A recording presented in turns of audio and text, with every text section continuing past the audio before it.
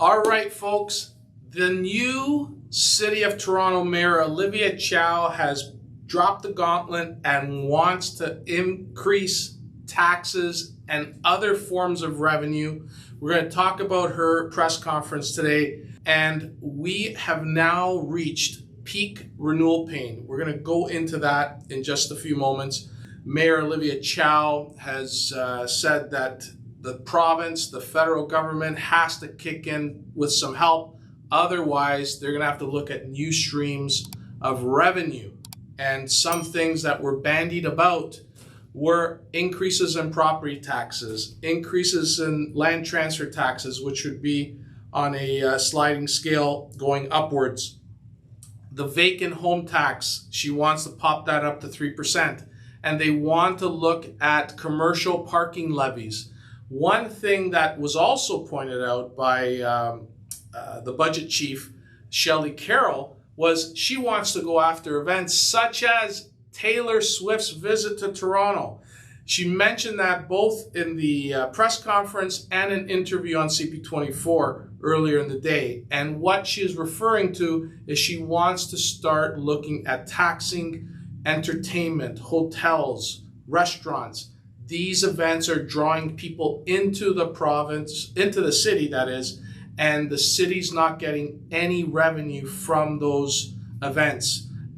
She claims that the majority of the revenue is generated by the province, by the feds, with their HST and whatnot, and they are looking at all options on the table, including the possibility of an event tax, a hotel tax, any type of tax revenue stream that could increase the pool of revenue that the city earns. They're claiming that the property tax tool on its own isn't enough to help fund all the projects and programs that the City of Toronto has in place. And folks, it's going to be more taxes. There's going to be more ways these governments want to dip into our pockets. And I can't help but quote a recent statement that I saw, which really hit home for me. And it basically said this. I'm going to read it, okay? Verbatim. I don't know who the source was, but it really caught my eye. It said, "The biggest scam in life is paying taxes on money we make, paying taxes on money we spend, and the taxes on things we own that we already pay taxes on with already taxed money." I'm going to say that again because it is so profound. We're getting taxed to death. And the reality is no one wants to cut services. No one wants to be more efficient. And it's creating a problem. So I'm going to read this again. Just think about this. I want this to sink in. The biggest scam in life is paying taxes on money we make, paying the taxes on money we spend, and the taxes on things we own that we already pay taxes on with already taxed money. It's so profound and it really hits home, and it really concerns me as to what is going on because, this by-election didn't have a very big turnout. I think it was like 30-something%, and Olivia Chow won on just 14% of eligible voters. Okay, so at the end of the day, the City of Toronto got what they deserved. You didn't go vote, you didn't go stand up for who you believed in and who could have helped the city, but this is what we're gonna have to deal with for the next couple of years. And the reality is they're broke. The city has a shortfall, I think $1.5 billion. That's their deficit. They gotta make it up. And just to give people an idea of what's happened, the City of Vancouver increased property taxes by 10.7%. And I think they didn't have as bad a deficit as the City of Toronto. So we could see double-digit property tax increases in the City of Toronto to make up for the shortfall. Now, they're going to see what powers the cities can be given to look at these additional sources of revenue. But folks, this is going to be a shit show. So buckle up.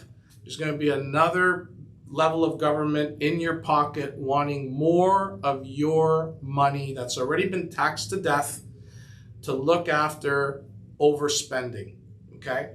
And maybe we got to start cutting some programs. Maybe we got to look at different ways of running the city. Because I'm telling you, every day that goes by, I'm starting to see some similarities to San Francisco. And the last thing we want is to have a San Francisco North in Toronto, because that would just be bad news. Now, let's look at the land transfer tax. You want to start increasing land transfer tax, it's going to be a further burden on people trying to buy homes. Okay, the first-time buyers are already saddled with a double land transfer tax in the city of Toronto. And yes, there is a rebate of some sort, but that only applies to anything under $400,000. There's nothing in the city of Toronto you can find for $400,000. And if you can find it, let us know, because we'll send a truck of people to go look at them. But, you know, it just creates another barrier for first-time buyers to get into the market. And folks, it's not getting better. Okay, rates are rising. The 5-year Canada bond just exceeded 410. We're at 414 today. That's up from 385 last week. That's over almost 30 basis points higher. Fixed rates are moving up again. We're now touching close to 6%. You know, some of the 5 years in that 5.99 range, some are surpassing the 6% range. And to put things into perspective, okay, from a renewal perspective, because I really think we're hitting peak renewal pain, okay? We are now looking at 4 times the interest rate from what people were paying on the variable, okay? I want you to think about that. There were people paying 1.5% on variables about a year ago, just over a year ago. They're now having to renew into fixed rates at 5.99, 6%. That's 4 times the interest rate that they were paying on that variable. That is causing tremendous stress, tremendous frustration, anxiety, and people are really struggling. And as I pointed out many times, okay, things are going to get really bumpy. Things are going to get really bad in the second half of this year as more and more of these folks see renewals propping up September 1, October 1, November 1. And to put things into perspective, I'm just going to give you some figures, okay? At 1.5%, a $500,000 mortgage payment was $1,998, okay? Just under $2,000.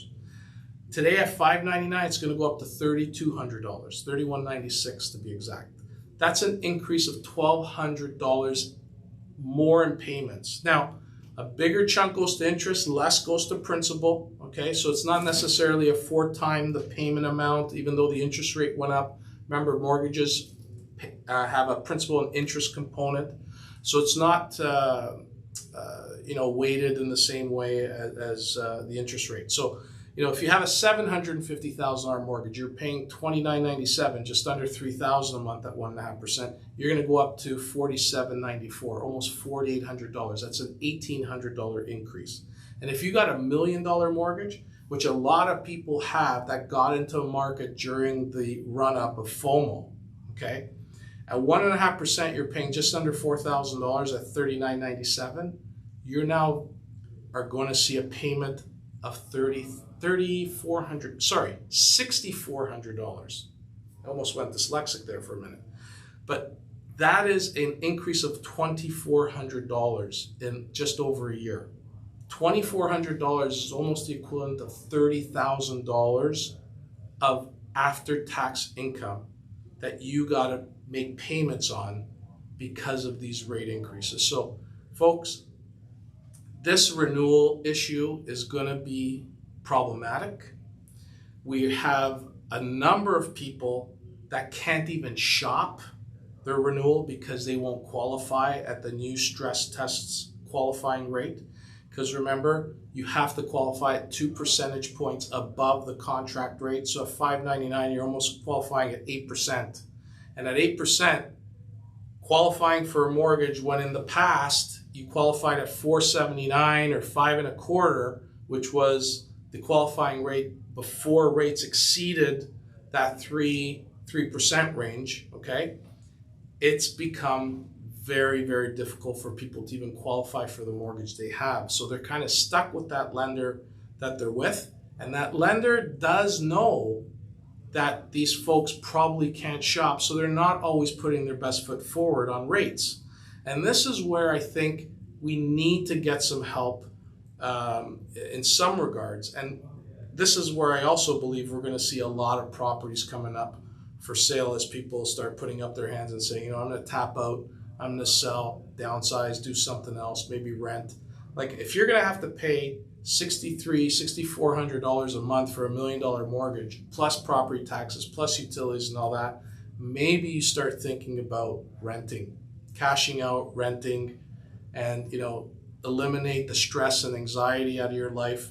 Because I will tell you, one of the things I am seeing a lot of is people at the end of the line. A lot of people reaching out in very difficult situations, to the point where it's really concerning for me, because some people are just don't know what else to do, and have made some very grave suggestions that are bothersome for me personally. But we are trying to do our best to guide them, help them, assist where we can. And in most cases, it's like sell. Maybe the best thing to do is sell, get out of this mess, put yourself in a better state of mind.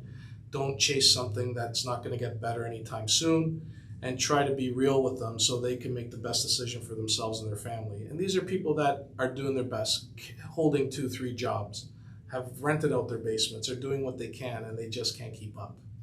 And in those cases, we are suggesting to folks to sell and not look at refinancing and going deeper into debt and chasing interest rates that just aren't working out for them. So I really want to stress, as I do on most weeks, be kind to people.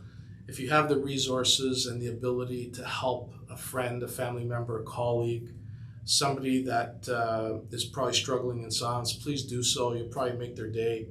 And listen, try to help them as much as you can, and be kind. Just pay it forward and do your best. So I want to, before I get into the Q&As, I want to point out the Auto Trader, the used Porsche tracker that I track every week, made a little move, actually downwards. Okay, the used Porsche tracker is a data point that I've been pointing out on a weekly basis, most weeks anyways. Sometimes I miss them. And it is a tool where I track how many used Porsches are for sale on Auto Trader within a 100-kilometer radius of where I sit at Dufferin and Orphis, just south of Yorkdale near the 401. And the website has this tool where you pick any brand, you put in your postal code, you do a little geo search, and it'll tell you how many used Porsches are for sale. And this week we had a little drop. Last week we hit 1,253. The week before that was a high of 1,264. But this year we had a drop. We had 1,212 used Porsches for sale, which means that somebody's getting some big deals, or some people are taking them off the market altogether. But it looks like that's a big swing for a week, 41 Porsche difference, and somebody's driving around with some very good valued Porsches, and that's just a little data point, as I pointed out, that I track to see what is happening in the marketplace. I will mention that we are seeing a lot more garage sales around neighborhoods. Just driving around, we're seeing a lot of people selling stuff, getting rid of junk, trying to cash in, trying to raise some money to probably pay for bills and the like. Usually it's spring and fall. Seeing that there's more garage sales at the end of summer tells me that people are trying to unload things that they don't need. And that's a clear indication of things getting tight, people trying to liquidate. And it's just interesting, very interesting. But let's understand that this peak renewal pain is here. The Conservative Party of Canada and the Bloc did invite the Finance Minister to the House of Commons Finance Committee recently to ask for her input on how Canadians should be dealing with mortgage renewals and whatnot. and both the NDP and Liberals voted it down so that she didn't have to attend. So that gives you an indication of how serious this government is to solve this problem, and we're just going to have to do it on our own. Okay, I don't think there's going to be any help anytime soon from any level of government to deal with this issue. Interest rates are going to be here for a while. They're going to be here at elevated levels, and it's going to be interesting to see what happens on September 6th when the Bank of Canada meets for their next interest rate announcement, with inflation having popped this week to 3.3%. From 2.8, a bit of a surprise as we were heading down in a downward trend. The reality is inflation's back. It's not under control. But, as I pointed out last week, the job numbers were concerning because there were 44,000 jobs lost in the construction sector. And over the last 3 months, 4% of the whole construction segment lost jobs. And that is huge in the middle of summer. So the Bank of Canada will note that. And I really believe that although the CPI print did spike to 3.3, I still think there's enough data there that the Bank of Canada will hold off. But then again, we'll soon find out in a few weeks what their intention is and whether they want to exact more pain on already suffering homeowners that are just feeling the pinch.